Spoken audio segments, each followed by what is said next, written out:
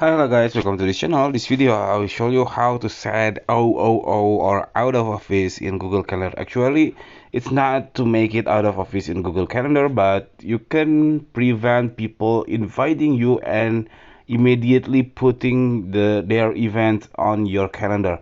So you can avoid that kind of system or that kind of work. So how to doing that? You just open this triple line and then scroll down until you can find these settings. Okay, after that you can click this general, and then this is the adding invitations.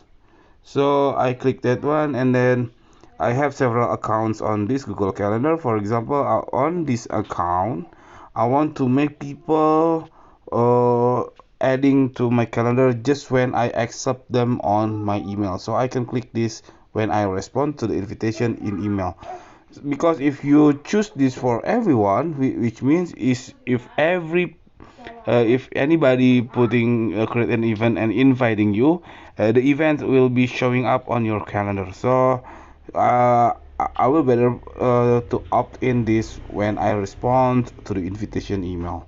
Okay, that's it. This very simple tutorial. I hope it's helpful for you. If it's, please subscribe our channel. Thank you for watching.